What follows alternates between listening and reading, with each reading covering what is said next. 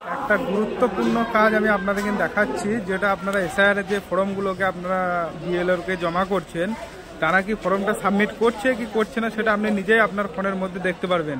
ওই জন্যে চলুন আমি দেখাচ্ছি কীভাবে করে আপনি নিজের এপিক নাম্বার দিয়ে 2025-এর এপিক নাম্বার দিয়ে আপনি ফর্মটা সাবমিট হয়েছে কি হয়নি সেটা আপনি নিজেই চেক করতে পারবেন।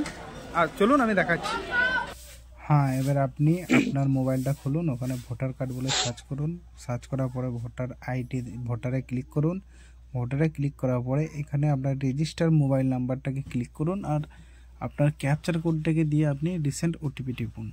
যাদের এই অপশানটা আসবে না তারা এই লগইনে ক্লিক করবেন। লগইনে ক্লিক করলে আপনাদের কাছে এই অপশানটা আসবে।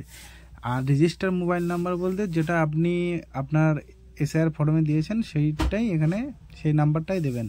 তারপরে সেই নাম্বারে একটা আপনার ওটিপি যাবে। সেই ওটিপিটা আপনি এখানে ওটিপিটা বসাবেন। বসিয়ে আপনি এখানে ভেরিফাই লগইন করবেন। ভেরিফাই লগইন করার পরে একটা পেজ আসবে। এই দেখুন, ভেরিফাই করার পরে একটা যে পেজ আসছে, সেই পেজটার পরে আপনার এখানে চলে এসছে SIR 2026।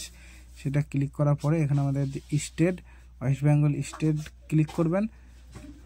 West Bengal state click করার পরে এখানে যে এপিক নাম্বার দেখাচ্ছে 2025-এর যে এপিক নাম্বার, মানে যে এই কার্ডটা আপনাদের কাছে আছে, সেই কার্ডের এপিক নাম্বারটাকে এখানে ক্লিক করবেন, বসাবেন। বসিয়ে এখানে সার্চ করবেন।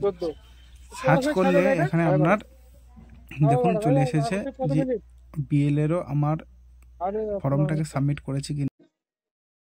দেখুন বিএলএরও আমার ফর্মটাকে সাবমিট করেছে। তাহলে বন্ধুরা আমি দেখে দিলাম যেভাবে করে সেভাবে করে সকলেই গুগলে গিয়ে আপনারা এইভাবে করে চেক করুন। আমার চ্যানেলটাকে ফলো করুন আর বেশি বেশি শেয়ার করুন।